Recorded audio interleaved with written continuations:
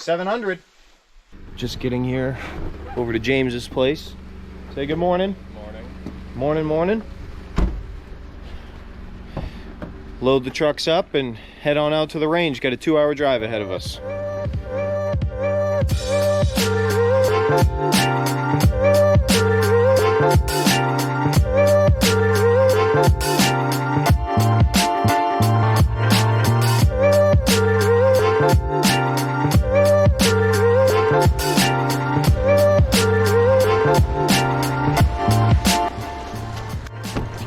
All right, let's do this thing.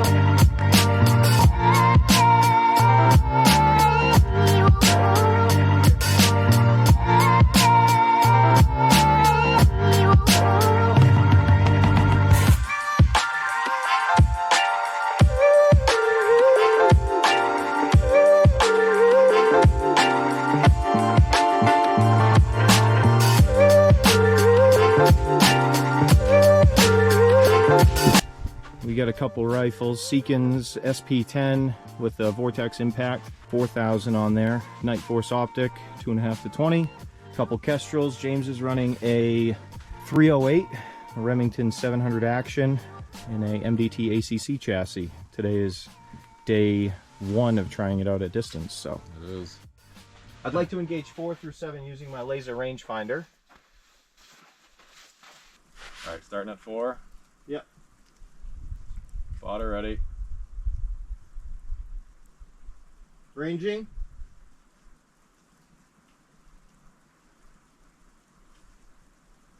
Two.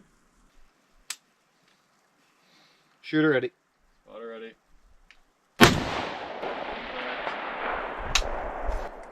All right, moving up to 5. Ranging. 512s, 2.6. Dialing. Shooter ready. Spotter ready.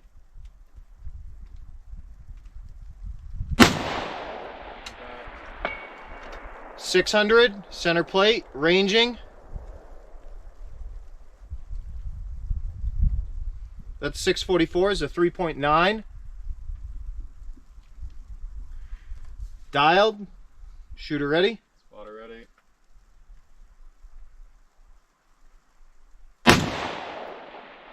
Just off the left side. Re-engage.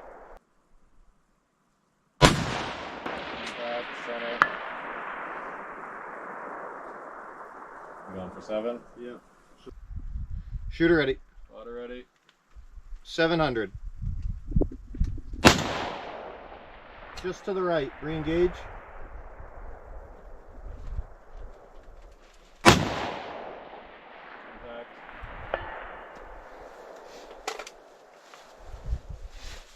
700 on a tripod, and I'm out of my match ammo. That's a good way to end. Yeah, sweet. Happy with that. So I get the bolt gun out now.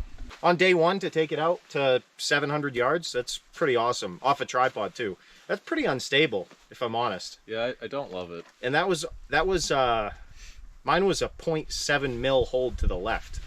And it's cool because I could actually see my whole trace. I could see the impact, the splash, and I made that correction. The wind's picking up. Yeah. Yeah, that was, for me, that was a 0.7 hold at 700. So that's, what, 3.6 times 7? 21, over 21 inches. Yep. That's just rough math. I'm not a very smart person, okay, but I can reasonably do math in whole numbers without decimals. Okay. That's good. Your second grade teacher would be so proud. Yeah. Mrs. Neller, if you're watching this, yeah. I didn't really learn much, but I learned basic math. All right, 300? Yeah. Black target. Spotter ready. You're ready.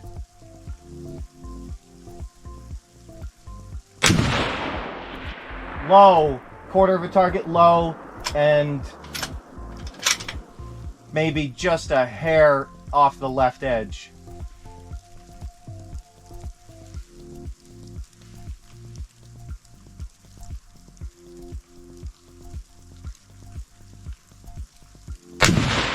Impact, bottom of the target. That was the very bottom of the target. That was like the vertical post that holds up the square. Sending another. Yep.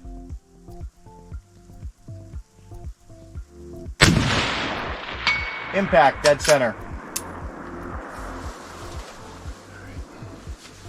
So what else is there? Would you go 5? Did 4. 4 next is just high and to the right of that. Past the evergreen. You ready?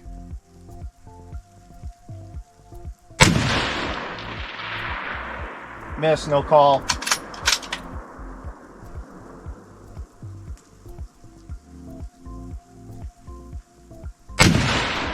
Impact. That was on the vertical post. That was halfway down the vertical post. I would go half a target tall. Roger. Ready?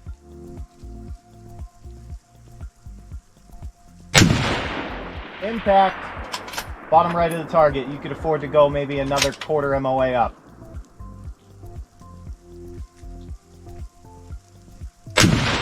Impact. Center.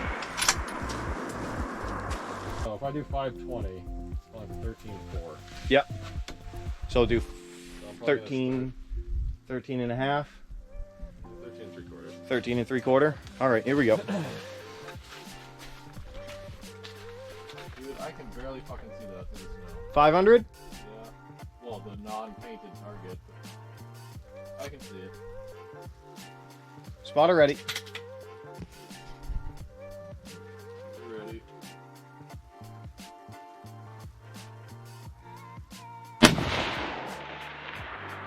No call. Hold a target tall. One target tall. Send it. Impact. Nice.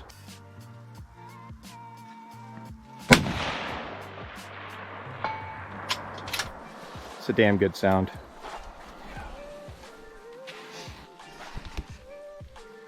See what 6.5 does? Yeah. While this is out, Yep. what are we going for? For like, Well, it's warm. while it's warm. Yeah. The longest distance. Well, I don't know about that. You want to send it at 8?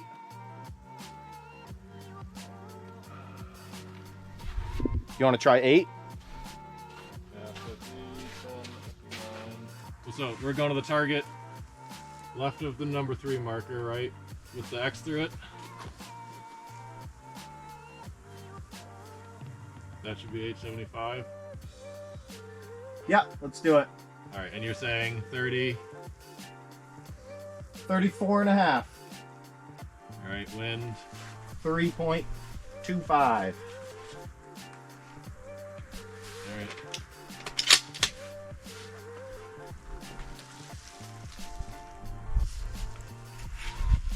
Spotter ready. You're ready. Give it 4. 4 on the wind hold. 4.5 on the wind hold. Was it off to the right? Yeah.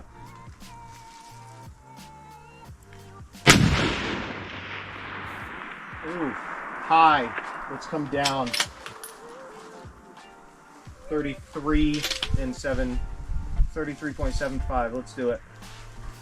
Ready? Same hold. Same wind hold.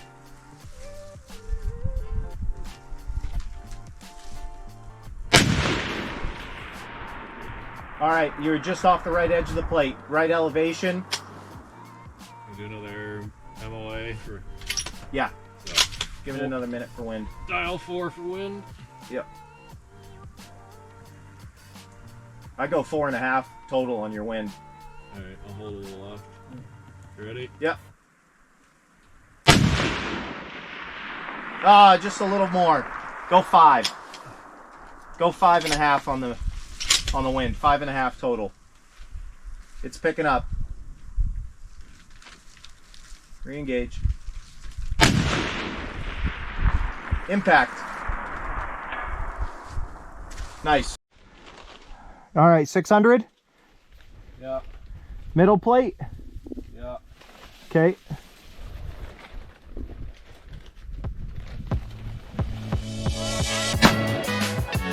Impact.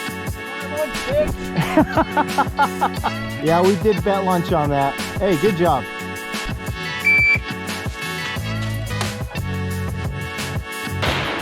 Impact.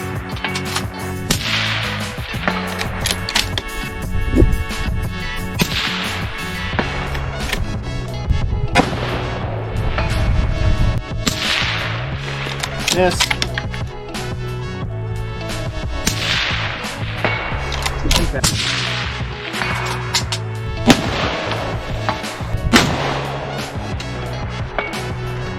I can't feel my finger.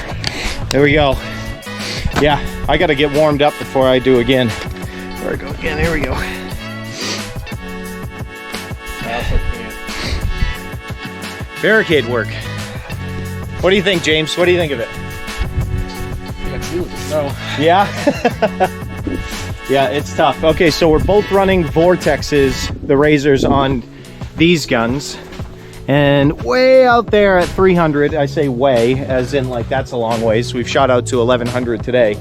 But yeah, just doing some barricade work at 3. There's really not much more we can do with conditions like this today, so just gonna keep rocking it and barricade work, warm up, and then get out of here.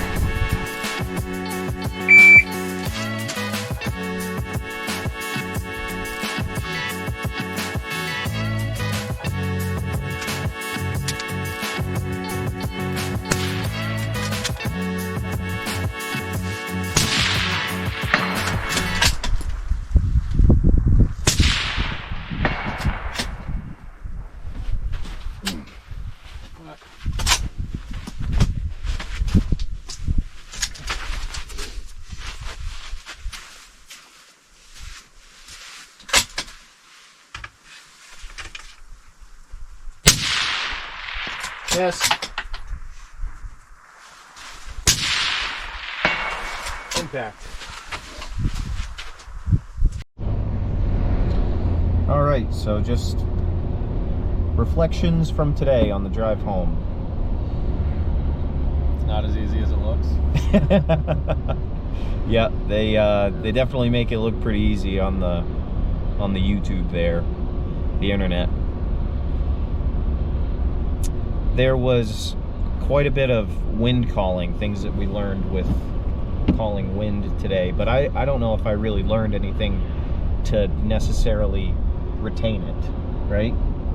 Yeah, I think the lack of berms on a lot of the targets makes it pretty hard to call your misses, which seemed like that was the case on a lot of the targets at Aldenbrook. There just wasn't much of a berm behind it. Yeah. And combined with the snow and wind, it made it pretty hard to see any type of splash or impact.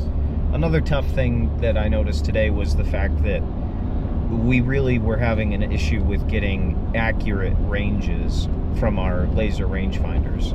I know my SIG Kilo 10Ks were having issues, and your Vortex? Yeah, I couldn't, even with a little bit of snow in the air, it just wouldn't range it. It would give me like 20-30 yard readings. Yeah. Occasionally something out to roughly what I thought the target was at, but I don't know that I trust it. Yeah, yeah. One thing that I was kind of impressed with the Impact 4000, because where the binoculars couldn't get out past 15 yards, you know, the Impact 4000 was giving readings that were more close in line with what you could expect for, you know, a lot of these targets were labeled, you know, with a 6 next to them or a 5 next to them, and that was to say that it should be near about 500 yards and 600 yards and 7, 8, 9, and etc. But you know, they weren't. They were like, you know, 640. Yeah, they definitely. The 6 was not 600. The 6 was more like, you know, 600 plus or minus 40 yards. Yeah. So. And a lot of it was, yeah, a lot of the targets we were shooting at, which is no problem, other than some issues with the ranging, right? When we couldn't range, we would just have to assume the number that was next to the target was accurate. You know, the 5 meant 500, so you dial that in the Kestrel. With the active live environmentals, comes out with a ballistic solution. You dial, hold for the wind, and send one downrange. And we had moderate success, I would say. I think overall today's rating for what we did, C, right? From, yeah. And a grade, maybe give us a C. Yeah, between unexplainable equipment issues, you know, not correlating with what we think they should be doing, and and the weather. First time really going out. This is my first time ever doing this. Yeah. At a PRS style range, shooting target array out to 1,100 yards, shooting from less than stable positions, and also shooting in bad weather. Yeah, the tripod was pretty eye-opening, I guess. Hard to get a steady sight picture, and you know, you could pull the trigger and think you're on the center of the plate, but when the shot actually goes off, you probably could have wobbled off the edge. So yeah, it's funny how that trigger squeeze, you can see, you know, I'm getting maybe like 0.1, 0.2 mil of just kind of float around my target. Just generic general float. And I'm like, I don't know about you, but I was really paying attention today about free recoil and that sort of concept. I wasn't trying to have my stock buried right into my shoulder to, you know, receive all of this recoil. I was actually clamping with my hand, you know, up here, and sort of just sitting behind the rifle. I noticed that was a much more stable position. And I was still getting that, you know, 0.1 mil of float around my target. When I broke the shot, I didn't feel like I was yanking things as badly as when I was, you know, really tensed up, kind of really gripping the gun, trying to manage that recoil, keep the target in my view the entire time to maybe see where on the plate that I hit, so I could take that data, move it on to, you know, other targets. I had a couple shots with the 308 where more of a free recoil, you know, minimal input to the gun, and it actually had enough recoil to tip, you know, the whole tripod back. Oh, yep. On me, so yeah. So there's that. Pretty hard to get back on target. Yeah. After that. Yeah. So, definitely. 308 without a brake on a tripod. Probably not a good choice. Yeah. Honestly, as far as PRS stuff goes, 308 is kind of known to not really be the king of cartridges, right? No. Of course, the 6 mils is really where you want to be at, but 6.5 Creedmoor is still very, very sweet. Good sweet spot, you know. But if your kind of hand is forced into either 223 or 308 for a competition, then yeah. we'd have to do a little bit more data collecting, you know, I think for me to give an opinion on something like that, because there's certainly a lot of people at Mammoth that are doing 6-dasher 223 combinations. Yeah, I want to get your 223 out and shoot it. Yeah. At distance and see what it can do. Yeah, I don't know that 308's worth the weight penalty. Yeah, I've got a 223 that takes 77 grain hand loads, and the barrel is 26 inches long. It's a chassis gun, built for long range. Long range in a 223, I think of that as like 800 to 1,000. So, but that's what this gun is like built for, and yeah, maybe we ought to get that thing out sometime.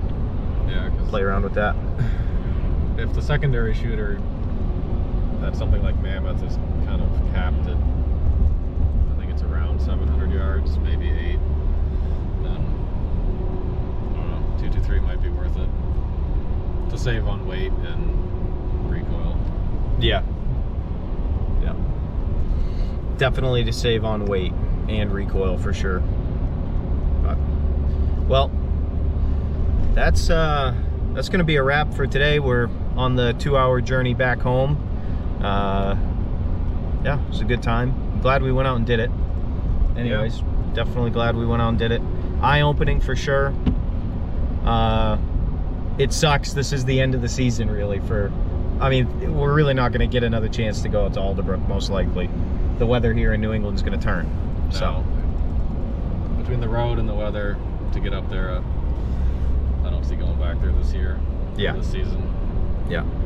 There's the option to go to Granby, so we'll check that out, and you guys might see some more content coming up soon, and maybe February-ish time frame over at Granby. And until then, we'll continue to collect data at Scarborough and go from there. So anyway, see you later. Yeah, I'm good with that. Yeah.